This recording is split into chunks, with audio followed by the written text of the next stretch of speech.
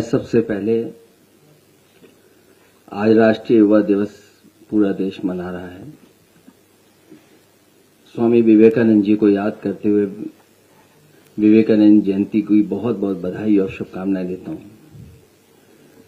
साथ ही मैं आदरणीय उदय प्रताप सिंह जी और दीपक कवि जी को धन्यवाद और बधाई दूंगा कि आज के दिन जहां आपने एक अच्छा काम करके नेताजी के काम, समाजवादी आंदोलन, नेताजी का संघर्ष और आज ही के दिन आपने तय किया कि जहां विवेकानंद जयंती है वहीं नेताजी के नाम से भी आपने एक कैलेंडर निकालने का काम किया है। इस कैलेंडर में हर महीने में कहीं न कहीं समाजवादी लोगों के और समाजवादी चिंतन दिखाई दे रहा है। जहां से शुरुआत हुई है, धरती पुत्र और नेताजी का नाम है, वहां सबसे पहले हमारी पार्टी का झंडा गीत जो आदरणीय उदय प्रताप सिंह ने लिखा था वो दिखाई दे रहा है। और आज जयंती के दिन हम ये भी संकल्प लें कि जो रास्ता दिखाया था स्वामी विवेकानंद जी ने, उस रास्ते पे चल करके ही समाज और देश का भला हो सकता है। नकारात्मक राजनीति खत्म हो, समाज में जो भेदभाव है, कभी जात के आधार पर, धर्म के आधार पर, उसको दूर कर करके और साथ ही साथ अंधविश्वास कैसे खत्म हो और जो हमारे समाज की बुराइयां हैं वो कैसे खत्म हो, उस दिशा में लगातार हम लोग आगे बढ़ते रहें, तभी हमारा समाज और देश आगे तरक्की खुशहाली पे जाएगा। एक बार फिर मैं आदरणीय उदय प्रताप सिंह जी के प्रयासों से, उनके लगातार समाजवादी पार्टी को जो अपनी कलम से लिख करके हमें देते हैं, उसके लिए बधाई देता हूं। कबीर जो बैठे हैं, जिन्होंने संकलन कर करके इसमें तस्वीर और एक कैलेंडर का रूप दिया है, उनको बधाई। ये बहुत ही समाजवादी आंदोलन और जो लोग समाजवादी विचारधारा को आगे बढ़ाना चाहते हैं उनके लिए बड़ा काम है।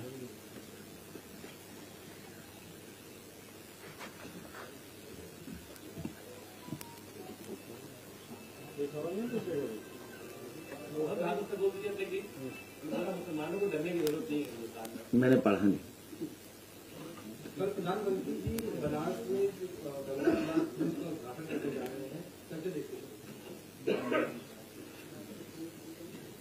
अभी और कुछ मत पूछिए।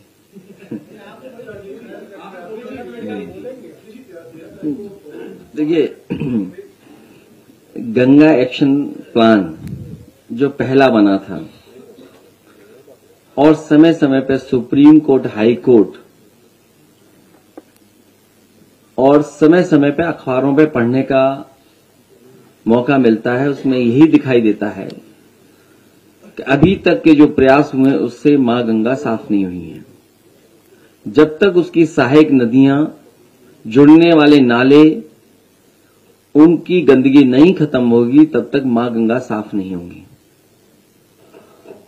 हजारों करोड़ रुपया साफ हो गया है लेकिन अभी तक नदियां साफ नहीं हुई हैं। समाजवादियों का भी प्रयास था कि गोमती को एक उदाहरण की तरह समाज के सामने और देश के सामने रखा जाए और यही अगर और नदियों के लिए योजना और कार्यक्रम बनेंगे तो नदियां शहरों के अंदर साफ बहेंगी। हमारे जितने भी शहर बसे हैं वो नदियों के किनारे बस गए और जब बसे थे तब नाले और कोई सीवेज का ट्रीटमेंट का इंतजाम नहीं था, जिसके कारण सीधा सीधा जो कुछ है शहर का गंदा पानी, गंदगी सब नदियों में जा रही है। तो ये प्रयास समाजवादी सरकार में हुआ था, वही रास्ता है नदियों को साफ करने का। यहां की सुंदरता खत्म कर करके दूसरी सुंदरता दिखाई जा रही है। आखिरकार सरकार को ये बताना चाहिए कि यहां की आखिरकार सुंदरता क्यों खत्म कर दी। इसी तरह नाव यहां पर चलनी थी, कुछ पहले नाव खरीद ली गई थी, और भी जिसको टूरिस्टों को सुविधा देने के लिए या लोगों को घूमने के लिए नाव खरीदी गई थी, वो सब कूड़ा करकट हो चुकी हैं। वो शायद डस्टबिन में फेंक दी गई हैं या यहां से लेकर के कहीं और ले गए हैं वो लोग। मुझे बताया गया, जब मैं संगम में गया, मैं उस नाव में जब बैठा तो मैंने कहा ये सरकार ने तो बहुत अच्छी नाव खरीद ली है।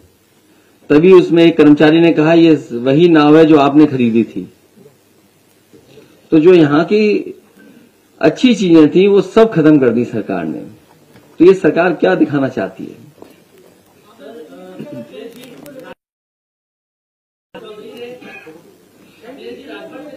ये आपके लिए मुद्दा हो सकता है, ये हमारे लिए मुद्दा नहीं है।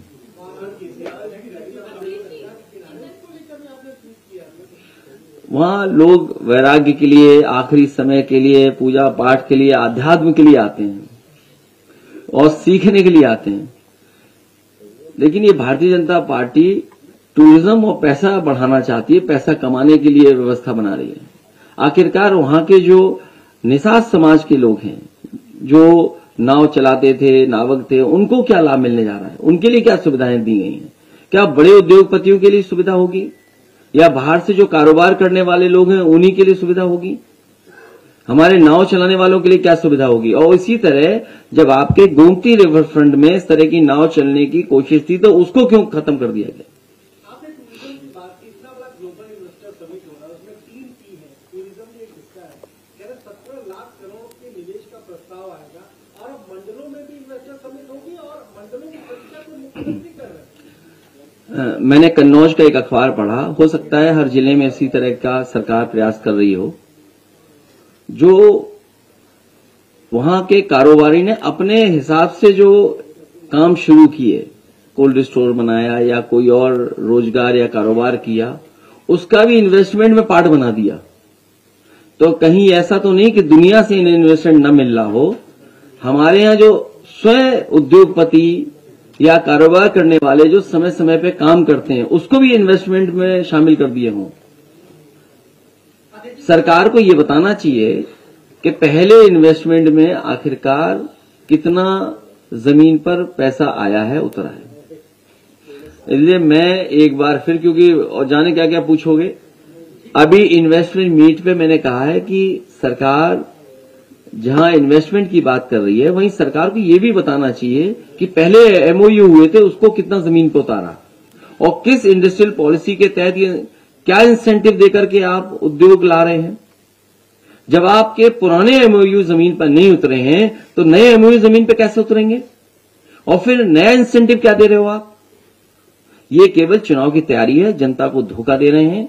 और जब लाखों करोड़ का इन्वेस्टमेंट बता रहे हैं तो ये बताएं कि इतने इन्वेस्टमेंट के आने से कितना रोजगार सृजन होगा।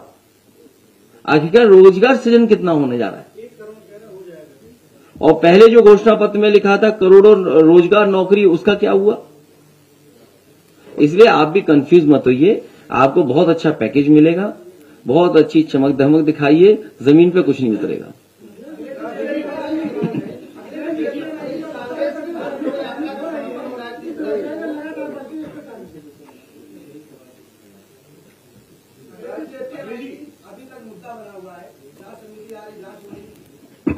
मुझे ये बताओ, अगर आप जेपी नायसी पे पूछ रहे हैं तो आखिरकार उस पर जांच कितनी हो चुकी है?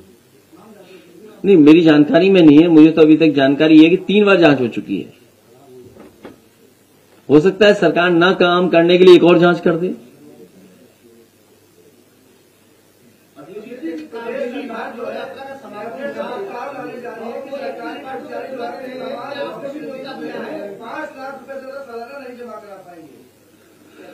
उसका विरोध किया जाएगा।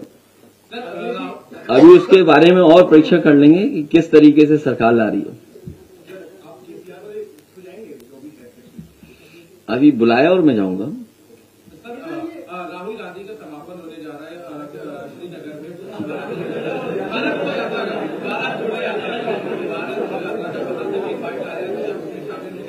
उसके अभी इनवाइट आया है तो मैं अभी पार्टी से डिस्कस करूंगा, उसके बाद उस पर फैसला लूंगा।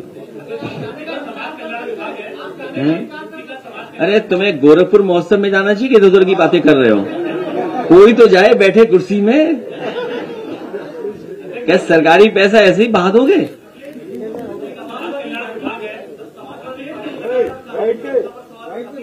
अरे बैठ के भैया, बैठ के, बैठ जा भाई।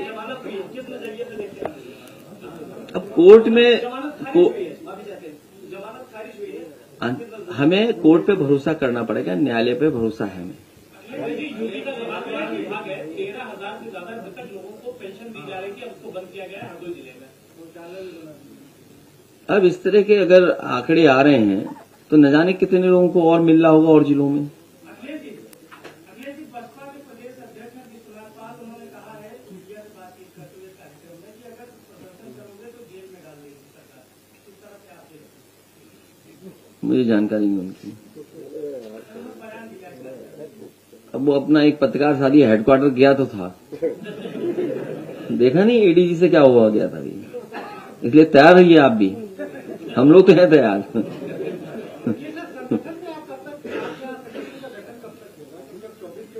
आपको इस बात की क्यों चिंता है?